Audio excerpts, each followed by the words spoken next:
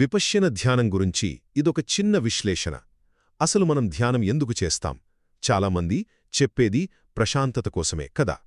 కాని దాని అసలు లక్ష్యం అది కాకపోతే, నిజానికి ధ్యానంలో 2 దారులున్నాయన్నమాట. ఆ రెండిటి మధ్య తేడా తెలిస్తే మీ ఆలోచనా విధానమే మారిపోవచ్చు. మొదటగా, మనందరికీ బాగా తెలిసిన దారి ఏకాగ్రత మార్గం. దీన్నే సమత అంటారు. అంటే ఏంటి? మనసుని శ్వాసమీదో లేకపోతే మరేదైనా ఒకే విషయం మీద నిలపడమన్నమాట.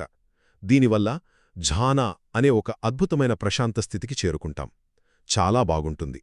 కాని ఇక్కడే ఒక చిన్న సమస్య ఉంది. ఈ ప్రశాంతత అనేది కేవలం తాత్కాలికం. ఇదొక అనుభవం అంతే, మీ జీవితాన్ని మార్చలేదు. సరే, మరి ఆ ప్రశాంతత వచ్చాక అక్కడతో ఆగిపోకూడదు. అసలు కథ ఇక్కడే మొదలవుతుంది. అదే రెండవ మార్గం, అంతర్దృష్టి, అంటే విపశ్యన. ఇక్కడ ఏకాగ్రత అనేది గమ్యం కాదు, జస్ట్ ఒక టూల్ మాత్రమే. ఆ ప్రశాంతతను వాడుకుని మన ఆలోచనల్ని, భావాల్ని జస్ట్ గమనిస్తామంతే, ఎలాంటి జడ్జిమెంట్ లేకుండా. దీని అసలు లక్ష్యమేంటంటే జీవితాన్ని మార్చగలిగే ఒక స్పష్టమైన అవగాహనను పొందడం. ఇక చివరిగా ఈ రెండిటినీ పోల్చి చూద్దాం. కేవలం రిలాక్సేషన్ కోసం ధ్యానం చేస్తున్నారంటే అది ఒక పవర్ఫుల్ టెలిస్కోప్ని పేపర్ వెయిట్గా వాడినట్టే ఉంటుంది. ఆలోచించండి. సమత మీకు తాత్కాలిక ఉపశమనాన్నిస్తుంది, కాని విపశ్యన అది మీ జీవితంలో ఒక శాశ్వతమైన మార్పును తీసుకురావడానికి ప్రయత్నిస్తుంది.